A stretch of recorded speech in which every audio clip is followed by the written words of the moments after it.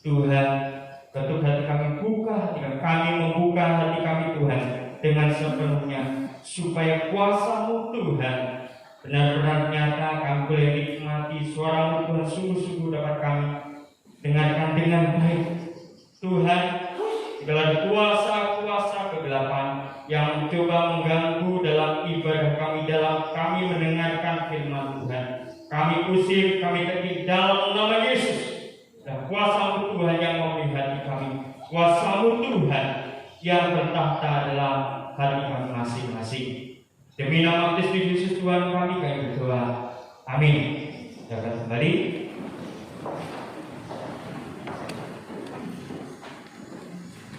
Salam. Ya, Bapak Ibu yang Tuhan, kita belajar firman Tuhan. Mari kita membuka kebenaran firman Tuhan terdapat dalam Yeremia pasal 9.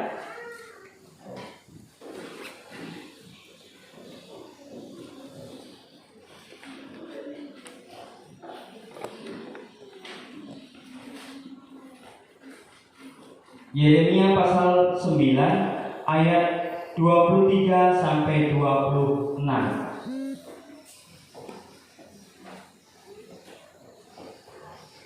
Renungan kita pada pagi ini yaitu dalam Yeremia 9 ayat 23 sampai 26. Jika Bapak Ibu sudah menemukannya,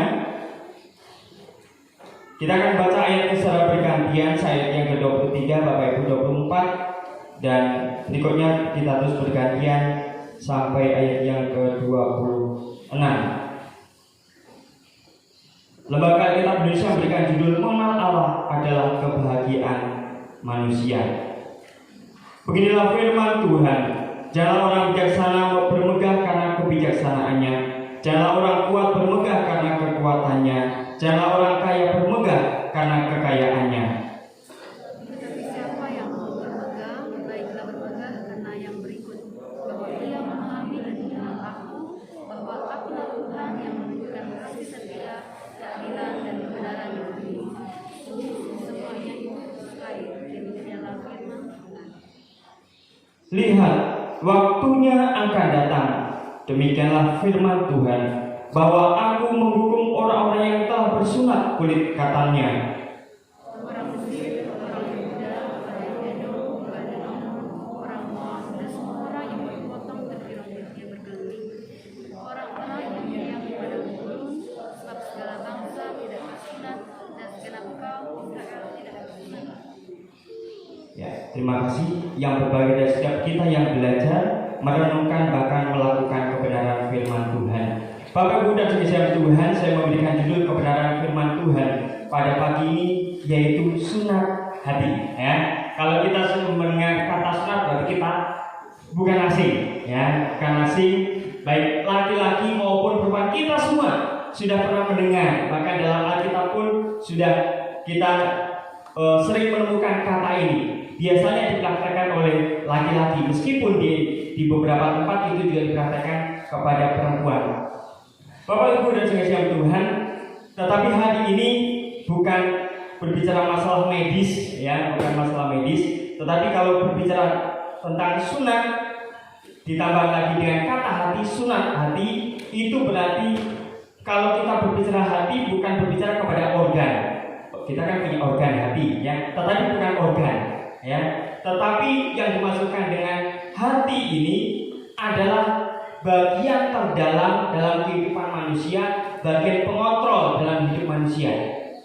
Ketika kita berbicara hati, ini kita seringkali membedakan antara hati dengan akal pikiran, ya. Pada dasarnya itu bukan letaknya yang berbeda, tetapi sama, di mana di kepala juga, ya. Karena hati ini punya organ ini untuk salah satu sebagai pencernaan, untuk metabolisme tubuh. Tetapi ketika kita berbicara hati dalam firman Tuhan, itu berbicara tentang yaitu bagian yang mengontrol kita. Sebenarnya apapun yang kita lakukan itu hati, itu menurut orang Yahudi, ya. Tetapi orang Yunani berpikir bahwa ilmu pengetahuan itu adalah pikiran, hikmat, hikmat dan pikiran. Mana yang benar? Karena di dalam Alkitab sebenarnya hanya membedakan dua, yaitu yang jasmani dan yang rohani, yaitu fisik dan hati. Bapak Ibu dan Saudara Tuhan, ketika kita berbicara tentang sunat, dalam Perjanjian Lama, informasi sunat ini bukan suatu praktik yang asing. Bahkan bangsa-bangsa kuno pun juga melakukan hal yang sama, ya. Jadi hukum-hukum yang ada, kemudian ketetapan-ketetapan itu bukan sesuatu yang baru, tetapi diberikan makna yang baru dalam hubungannya dengan Tuhan. Oleh sebab itu Bapak Ibu Saudara Tuhan, ini tersebar baik di, kalau dalam modern ada bangsa Afrika, Amerika, Australia, Australasia melakukan hal yang sama, ya. Terlebih bangsa-bangsa yang ada di Timur Tengah melakukan. Jadi praktik sunat ini bukan hanya orang Israel saja sebenarnya pada zamannya itu, kecuali bangsa Asyur, Filistin dan Babel. Bapak Ibu Saudara Tuhan, ternyata saya membaca sebuah artikel yang mengatakan bahwa ternyata praktek sunat ini juga dipraktekkan kebudayaan Jawa jauh sebelum agama Islam masuk, ya. Bahkan menurut kejawen di Sleman, ya, Yogyakarta, bahwa sunat kemungkinan merupakan praktik animisme dan dinamisme yang sudah dilakukan masyarakat jauh sebelum ada kerajaan Yogyakarta, ya. Jadi ternyata bukan miliknya hanya satu agama atau miliknya satu kebudayaan, tetapi ternyata dunia melakukannya. Kemudian sunat itu adalah sebuah ritual yang mengandung makna mistis. Artinya bukan hanya fisik saja. Ketika melakukan itu bukan berarti yang penting fisik saja, ya, fisik. Tetapi ini juga mengandung makna, yaitu untuk memulihkan diri. Dikatakan orang Jawa mengatakan menghilangkan sukerto, yaitu hambatan, kotoran atau kesialan manusia yang dibawa sejak lahir. Nah, jadi ini mitosnya. Artinya dipercaya kalau melakukan sunat itu ini kan membuang kotoran, ya, termasuk kesialan-kesialan sejak lahir, ya, supaya ke depan tidak ada masalah, ya. Itu bagi kebudayaan Jawa. Bapak Ibu sekalian Tuhan, selanjutnya di dalam kita membaca dalam kitab Yeremia, ini adalah Yeremia berseru nabi yang menyerukan kepada bangsa Yehuda dan Yerusalem secara khusus.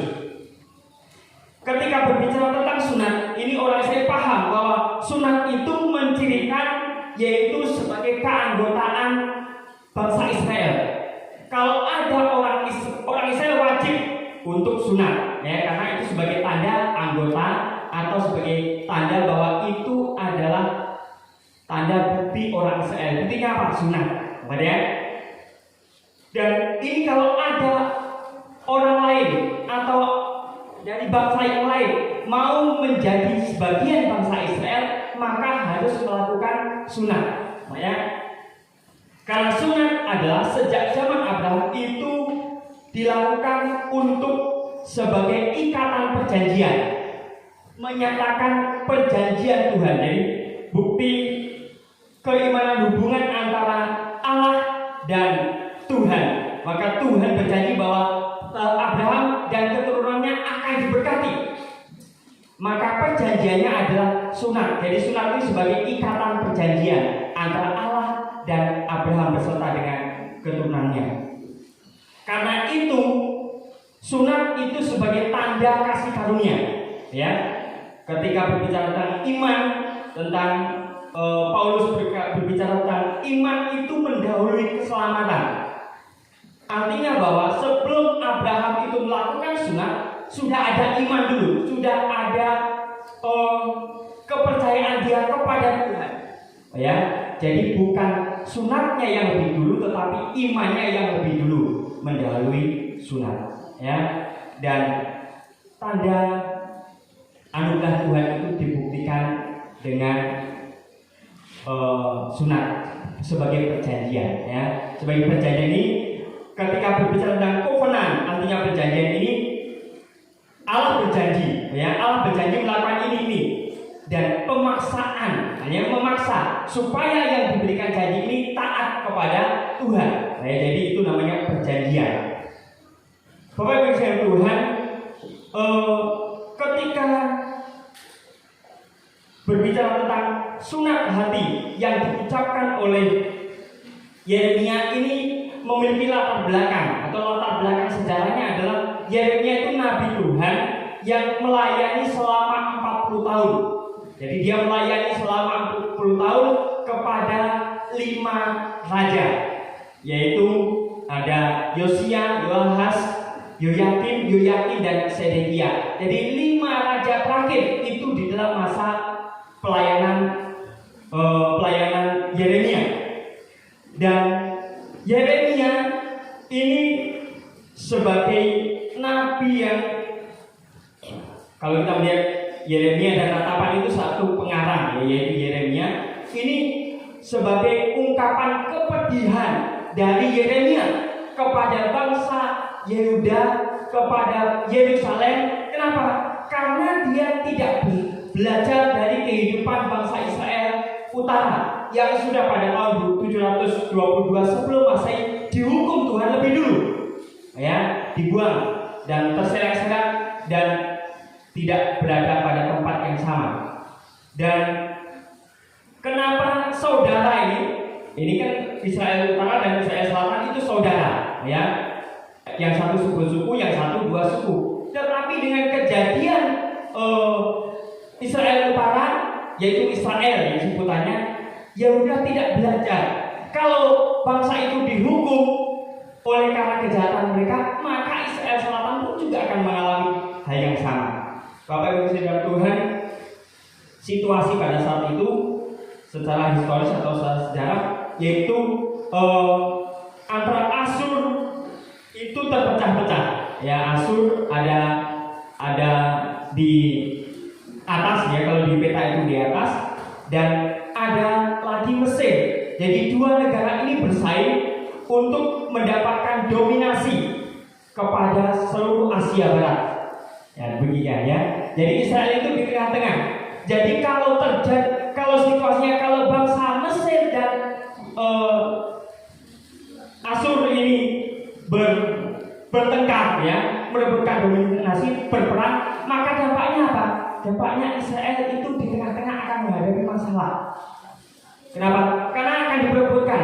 Kalau misalkan terjadi penyebuan Mesir ke Babel, maka melewati Israel. Yang demikian juga sebaliknya, Babel Mesir sama. Jadi apa yang terjadi dalam 2 negara itu akan berakibat kepada bangsa Israel.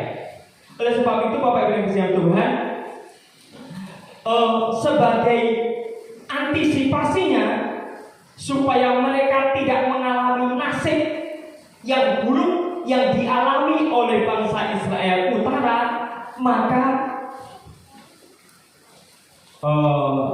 maka Yeremia menyerukan, ya, supaya apa? Supaya tidak tercipta atau tidak terjadi keruntuhan bait suci. Ya, karena bait suci adalah simbol kehadiran Tuhan. Yang berikutnya, supaya tidak terputusnya peranan dinasti Daud, supaya kerajaan Daud itu seperti janji Tuhan kepada Salomo, kalau engkau menuruti hidup seperti Daud ayahmu dan melakukan kepada firman Tuhan setelah turun-temurun, maka kerajaanmu akan kokoh selama-lamanya.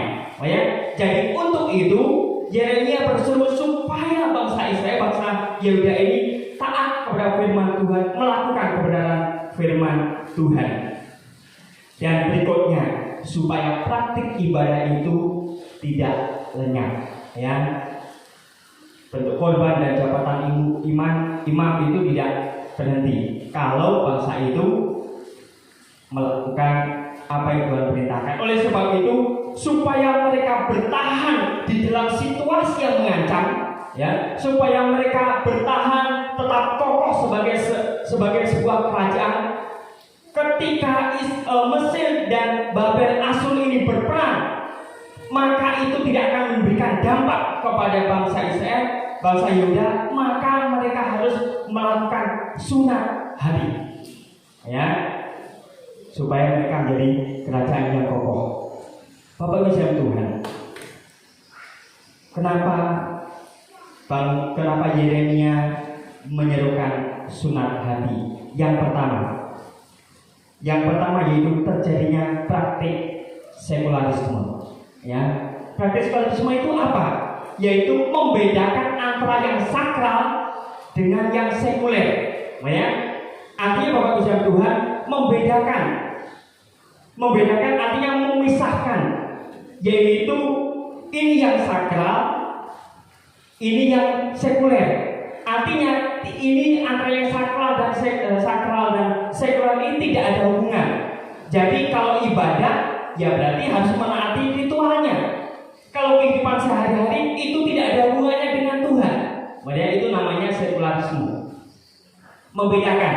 Oleh sebab itu Bapak Ibu sekalian Tuhan, ini yang menjadi masalah bagi bangsa Israel, terjadinya praktik sekularisme. Kalau kita membaca ayat yang pasal 7, itu bagaimana bangsa Israel itu ibadahnya itu baik, ya.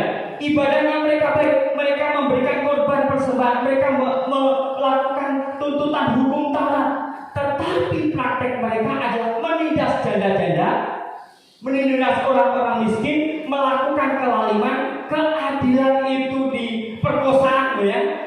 Sebab itu ini praktek sekularisme. Artinya membedakan. Artinya gini, contoh Bapak Ibu sekalian Tuhan. Kalau ibadah ya, urusan ibadah itu ibadah. Urusan lain itu urusannya. Kalau hari yang lain di luar ibadah itu tidak ada hubungannya dengan Tuhan, ya. Jadi kalau ibadah yang ada hubungannya dengan Tuhan apa? Yaitu ibadah. Itu tanggapannya, ya. Jadi kalau kehidupan praktek sehari-hari itu tidak ada hubungannya dengan Tuhan, itu yang dilakukan. Bapak Ibu sekalian Tuhan, itulah yang dikecam oleh Yeremia, oleh Tuhan melalui Yeremia. Mereka ibadah mereka baik, mereka ibadah mereka sempurna, tuntutan hukum Taurat itu tidak ada yang cacat, tetapi praktek hidup mereka tidak benar.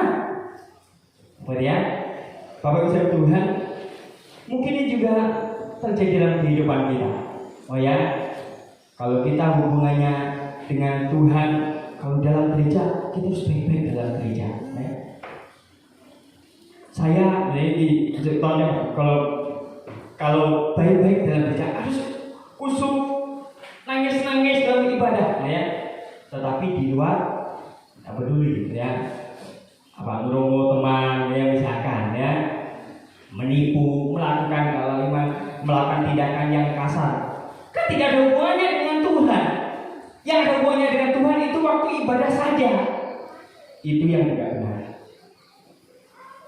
Tuhan menghendaki bahwa kalau sebaik-baiknya ibadah adalah sama baik antara ibadah dengan kehidupan sehari-hari. Kalau ibadahnya baik, kehidupan sehari-hari baik. Kalau kehidupan sehari-hari baik, maka ibadahnya juga baik. Begitu. Artinya tidak boleh membedakan. Di tempat ibadah ada Tuhan, di luar pun ada Tuhan, dalam pekerjaan ada Tuhan.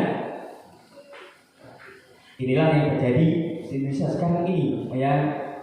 Jadi kalau di tempat ibadah alim, ya, tetapi di tempat lain dengan bawahan, misalkan, ya, dengan orang lain, korupsi segala macam, tidak ada hubungannya dengan Tuhan, ya, anggapannya. Itu yang Tuhan kecam.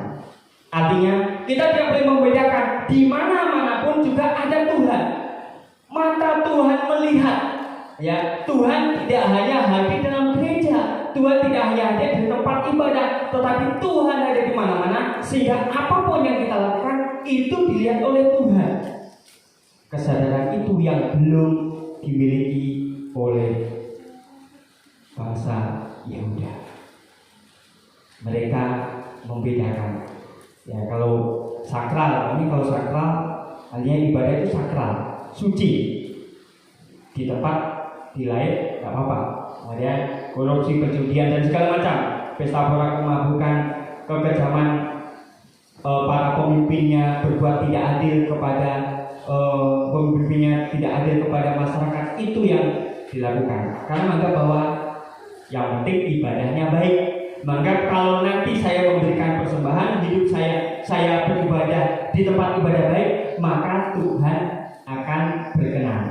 Ya, padahal tidak bisa diputuskan, artinya tidak bisa dibedakan antara hidup di tempat ibadah maupun di luar ibadah. Sama kualitasnya, sama di hadapan Tuhan. Kalau kita baik di hadapan Tuhan, itu harus baik di tempat ibadah, baik juga di tengah masyarakat. Ya. Bapak Ibu dan saudara Tuhan, dan berikutnya apa yang dikecam? Yaitu praktek penyembahan berhala. Ini dilakukan oleh bangsa Yehuda. Dalam praktek keagamaan mereka melakukan sinkretisme. Artinya apa? Mereka melihat, di sana itu bangsa yang lain itu subur-subur, ekonominya bagus. Berarti Allah mereka baik, Allah mereka luar biasa. Bawalah dewa mereka ke tempat ibadahnya orang Yehuda. Kemudian di mana mereka misalkan ketika berperang mereka kalah, berarti dewa mereka kuat, dibawalah. Kemudian itu yang terjadi. Dan ada tiga yang disebutkan, yaitu yang pertama penyembahan Baal. Baal itu adalah sebagai lambang pertanian, kesuburan. Ya, jadi mereka menyembah Baal itu supaya apa? Supaya tercipta kesuburan. Menganggap bahwa Baal itu adalah dewa pertanian, maka menyembah dewa Baal itu berarti supaya tanah mereka subur, supaya mereka menjadi kaya, supaya mereka menjadi berhasil. Itu tujuannya. Ya. Yang kedua yaitu penyembahan Molok. Ya. Molok itu apa, Bapak Ibu dan Tuhan? Molok itu adalah sebenarnya dewa asing juga. Ya. Apa yang dilakukan? Yaitu kalau itu ilustrasinya, yaitu mempersembahkan kepada anak-anak kecil. Jadi anak kecil itu dipersembahkan, kalau itu di tangan, diletakkan di tangan, kemudian ada yang meniup trompet dan meniup genderang, ya. Dan di bawahnya itu ada tungku api, ya, di bawah dari atau di dalam dari dewa Molok ini, yaitu anak kecil tadi dibakar sampai mati. Kemudian genderang tadi dibunyikan supaya apa? Supaya yang ada di situ tidak mendengar cerita anak kecil tadi, ya.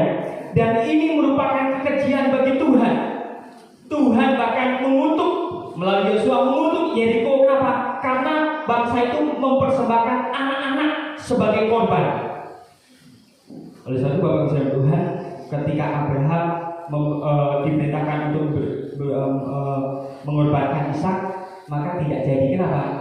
Karena dalam pandangan Tuhan pengorbanan anak itu kekejian bagi Tuhan, penyembahan yang dilarang oleh Tuhan.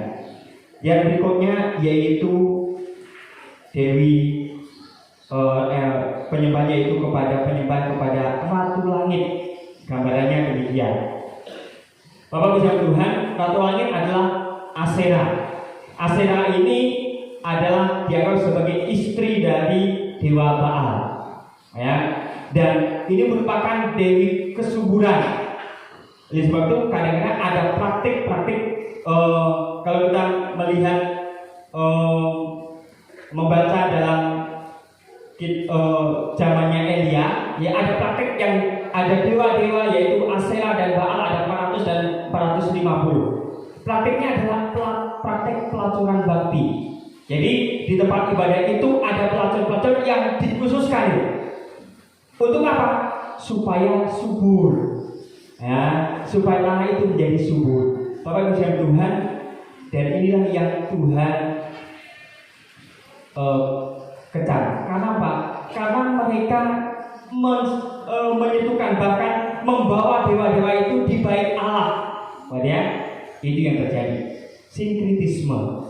Bapak Ibu Tuhan, oleh sebab itu baik di dalam kitab Ulangan, dalam Yeremia, dalam kitab Roma pun juga menyerukan hal yang sama, yaitu apa? Sunat hati. Apa itu sunat? hati yang sejati, yaitu menanggalkan kesombongan rohani.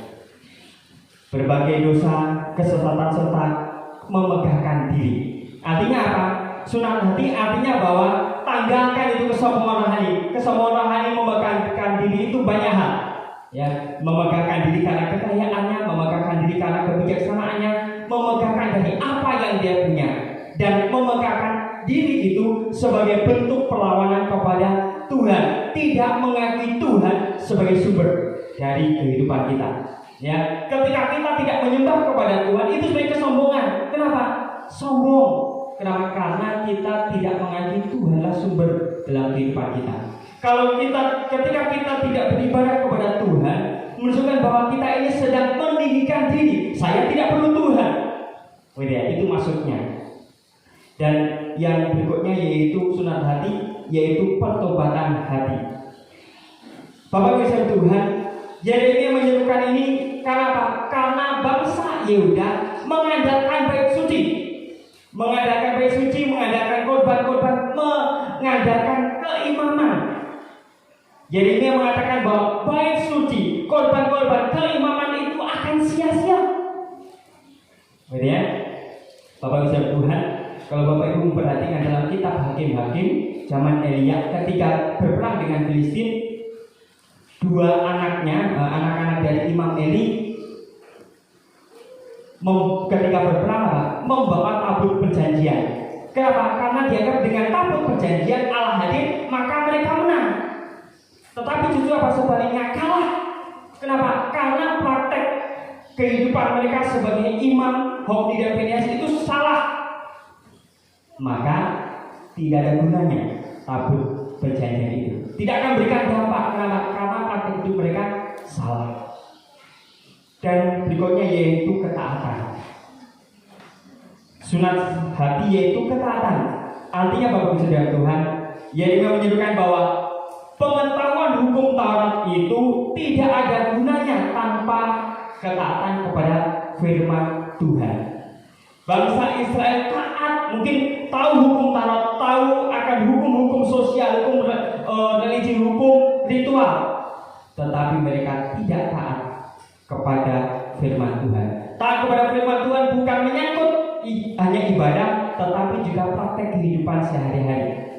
Mereka melakukan suap, kemudian mereka melakukan kelaliman, pemimpin melakukan kelaliman dengan menindas janda-janda, menindas orang-orang miskin. Itu yang Tuhan kecam. Karena mereka tahu hukum Taurat, mereka tahu peraturan Taurat, tetapi tidak melakukannya. Bapak Yesus Tuhan, oleh sebab itu sunat hati bagi bangsa Israel, bangsa Yehuda ini juga memanggil kita semua, supaya kita melakukan hal yang sama. Kita ingin diberkati oleh Tuhan. Kita berseru, Tuhan berkati saya. Tetapi pertanyaan adalah, apakah kamu layak untuk diberkati Tuhan? Kalau kita bisa berjalan dengan Tuhan, Tuhan menjawab, apa yang membuat engkau layak supaya aku bisa memberkati? Pertanyaan Bapak bisa Tuhan. Bagaimana kehidupan kita? Mari kita juga antisipasi dalam kehidupan kita, supaya kita tidak dalam kehidupan pergolakan dalam dunia ini, supaya kita tidak termakan oleh godaan, tidak termakan oleh ancaman, tidak termakan oleh situasi yang buruk. Kita harus melakukan sunat hati. Yang berikutnya, Bapak Ibu sekalian Tuhan, sekularisme adalah praktek hidup yang salah. Maka Bapak Ibu sekalian Tuhan, ketika kita baik dalam ibadah, kita harus juga baik di dalam kehidupan sehari-hari.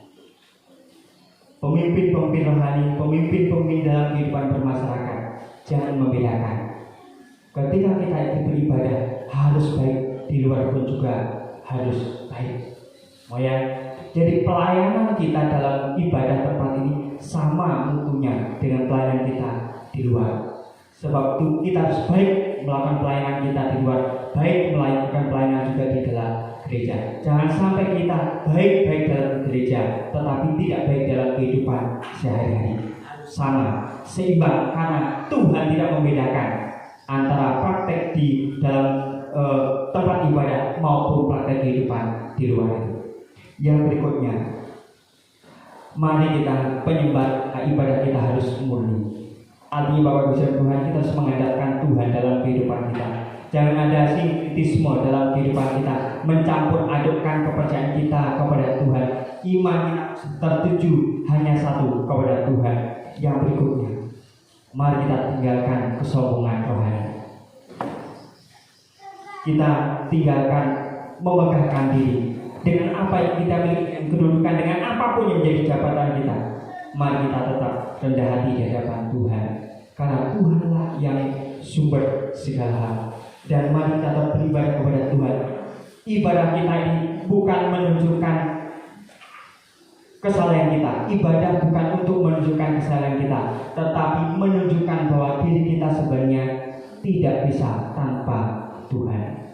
Dan berikutnya, mari kita senantiasa bertobat. Oleh sebab itu, kenapa hari Minggu selalu ada pengakuan dosa? Itu yang untuk menegur kita semua. Kita introspeksi terus supaya kita hidup benar di dalam Tuhan. Berikutnya, mari kita hidup dalam ketaatan kepada firman Tuhan. Tahu firman Tuhan itu baik, tetapi lebih baik lagi kalau kita menjadi pelaku-pelaku firman Tuhan. Bapak Ibu Tuhan, biarlah kebenaran firman Tuhan ini membuat kita menjadi orang-orang yang benar di hadapan Tuhan. Berbahagia setiap kita yang menjadi pelaku-pelaku firman Tuhan. Mari kita berdoa. Tuhan Allah kami yang di surga, kami telah belajar firman dan berkati hamba-Mu Tuhan. Berkati juga kami semua Tuhan, supaya kami Tuhan menjadi pelaku firman Tuhan.